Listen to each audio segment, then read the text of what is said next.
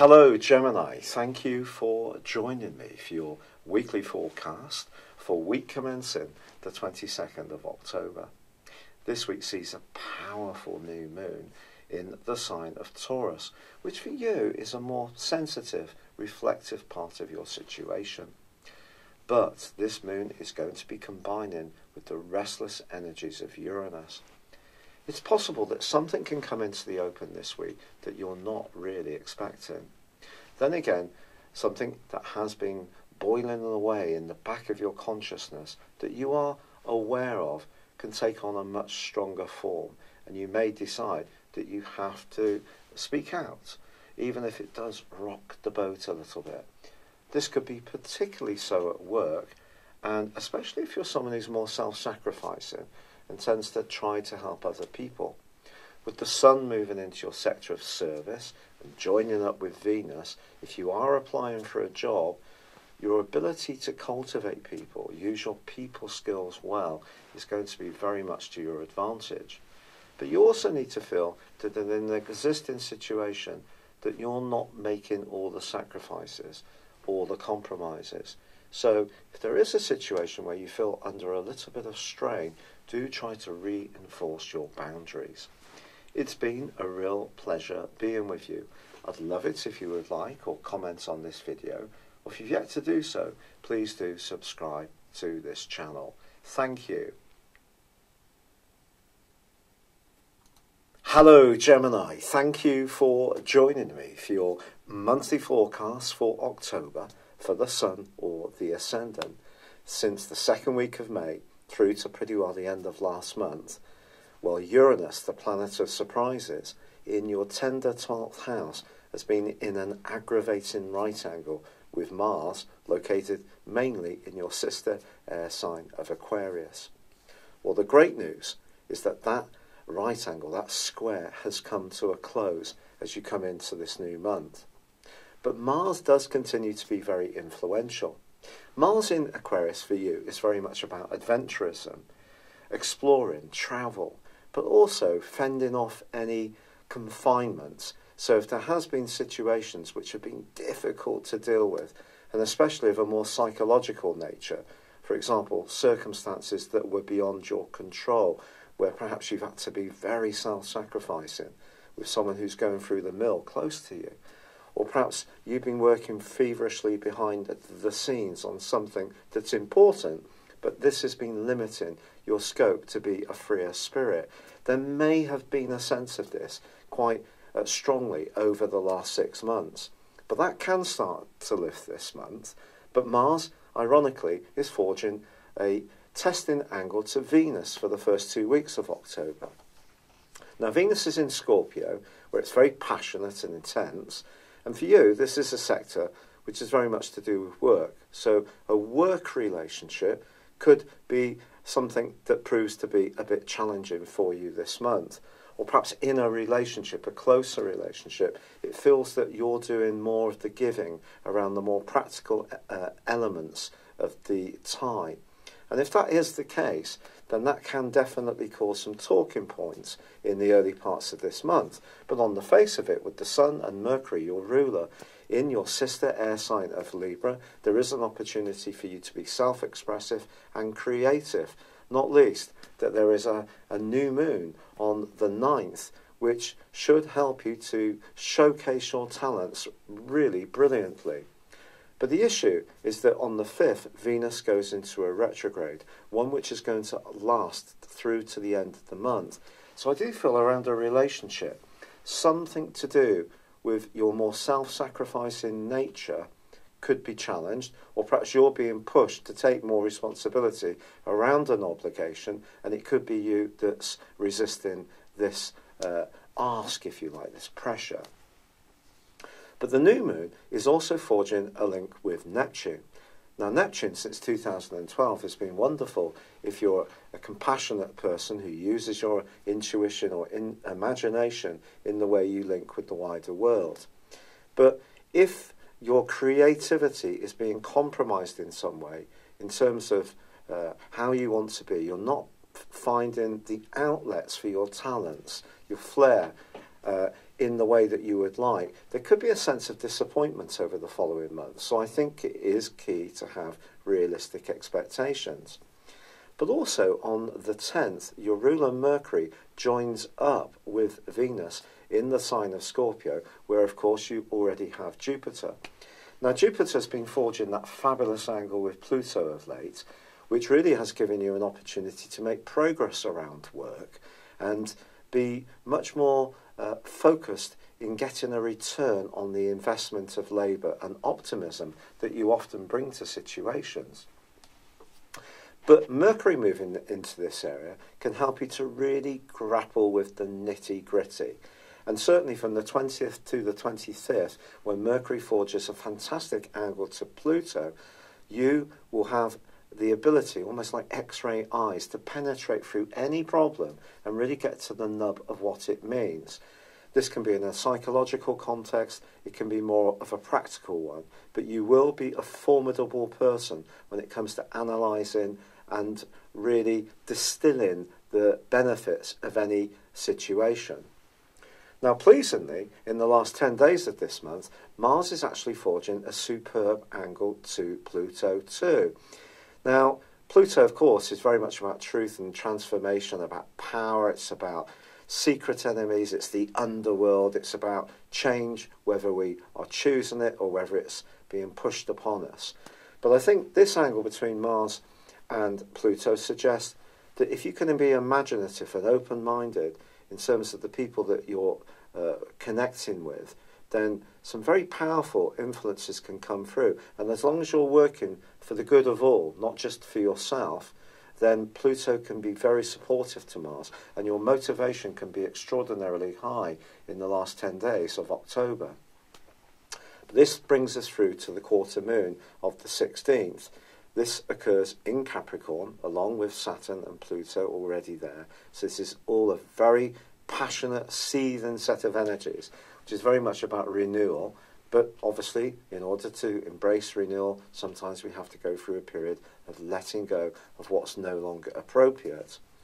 But I think it's possible for you, on the back of this quarter moon, to think about how you can be more conscious of the situations where you feel there are politics, where you feel that you can't quite be a free spirit. Perhaps someone's being a bit clingy around a friendship. Perhaps they're being a bit jealous of you. Or perhaps someone's motives are more to do with possession in some kind of way. This could be particularly so in a very close romantic alliance. So some energies come up around that, and especially with Venus tracking backwards and that square with Mars, if something isn't working around a relationship, it will need addressing. But the Sun then moves on the 23rd into Scorpio, joining up with Mercury, joining up with Jupiter, joining up with Venus. So this for you is a vast array of assets to really grapple with life's nitty-gritty, and particularly around life organisation, your work, anything to do with nutrition, what you eat and drink, also exercise, and strangely as it may seem, anything to do with pets, and also aunts and uncles. That's what the sixth house is very much about. So you may find yourself busy around those areas, but the reversing Venus then meets the advancing Sun. So we have Venus conjunct Sun. It is said sometimes that Venus can be diminuted by the Sun's influence. That's something that I think we have to test out for ourselves. It is there. It can amplify the value of Venus. So your passion for something that you're dedicated towards, especially if it's helping other people, can be rewarded at this time. But there is a crucial factor here, and it concerns Uranus. Because although Uranus is no longer in that square with Mars, which has been such heavy weather for you, it is still in your 12th solar house through to early November. And I just feel, because it goes opposite both Venus and the Sun at this time, just at the start of the last 10 days of this month, it's possible that you could start to feel that any obligations and responsibilities that you have that are not necessarily chosen ones, they're more the circumstances. There could be a sense of restlessness, itchiness, feeling fenced in, not quite being able to breathe, being really a bit stressed. And also, these the conjunction between the Sun and Venus and the opposition with Uranus feeds into the nodal axis, which is reversing across Leo and Aquarius. So what we get is a grand fixed cross. This is very complex stuff because obviously that Leo energy in the North Node, which is like a mini Jupiterian energy, so it's about possibilities around your everyday communications, has been giving you a huge boost. But now, with these angles all clashing with one another, I just feel that if your ideas are being met with resistance or something's not flowing quite as you want, the psychological burden of that could become greater. And you may then go through a period of feeling a bit exhausted. And this is going to be emphasised even more by the full moon that occurs on the 26th, which is conjunct Uranus 2. If ever there was an issue that could jump into the open that you may have been resisting, perhaps you're going to tell someone close to you that you feel that you've been supporting them too much, and you're going to want to draw a line and say no more. Put down much stronger and firmer barriers, if you like, to ensure that to ensure that you're not feeling that you're being so used. Or perhaps it's you who's just totally overdoing it. And if you are, you could risk burnout at this time in the following 2 weeks. This is something you must take seriously. Now, in the early parts of November, well, for the whole of November, in fact, Venus is actually going to revisit her home zone and go back into Libra, which actually can be very positive for you. But I think as you come to the end of this month, your ruler Mercury switches into your opposite sign of Sagittarius, where it's actually in detriment. It's not in its best location here. But I think for you, it is an opportunity to take in some breath and embrace the more airy qualities of your sign. And that means communicating, but it also means listening, seeking out the support of people who can be a bit more detached from your circumstances. I think that detachment's going to come through for you as well.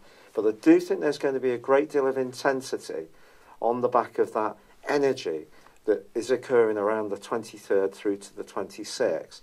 And if you have been bottling something up and not telling someone how you feel, because, of course, you are someone who will communicate through your mind, but you have emotions like everyone else, but maybe you have been almost persuading yourself about what the situation is, but the emotion, the raw emotion of it, viscerally, could really come up as this month draws to a close. But it can also help to clear the air and help you to focus on what's really important as Mercury switches into Sagittarius, which I think broadly can actually be quite good for you. And also Venus reverses back into Libra. So I think as you enter into November, things are going to start to shift and you're going to see things in a different way. But there is possibilities in the last 10 days of this month with Mars aligning brilliantly with Pluto. It's just making sure that the detail of things is taken care of, but also the more psychological side of things, because Uranus is a surprise energy. It's an electric energy. It can be quite volcanic in the 12th house if we try to repress it. And I think it could come down to a discussion or even perhaps a bit of an argument that you may need to have to bring things out into the open. But then the sunshine can come through and you can focus on that reorganisation or reordering of things, or leading a bit more of a virtuous lifestyle in the sense of getting things a bit more in balance. I don't mean totally dull and uncalorific, but just getting things a little bit more balanced. It's been a real pleasure being with you. I'm so grateful for all the fantastic, lovely comments and suggestions to help me with my rheumatoid arthritis. It is proving to be a bit of a battle. I've had to be on steroids recently because I was just in so much pain. But I am doing all the natural stuff and embracing a lot of the great suggestions that I've had. There's just so many. I am so thankful. So if you've written in, thank you so much. If you've not before, please comment on this video or like it. Or if you've yet to do so, please subscribe to this channel. Thank you so much. Hello, thank you so much for watching my video. I'd love you to join me at my Horoscope Ace app. You can find this at www.horoscope-ace.com. You can use it through Android, iOS, Apple or Facebook. Check out your ascendant or your moon sign or download your free birth chart. There's all your favourite videos, plus there are daily, weekly, monthly and yearly horoscopes for general, love, Chinese and Indian astrology. If your passion is tarot, there's my brilliant 3-card money or love tarot readings too. And it's all there at www.horoscope-ace.com. Thank you.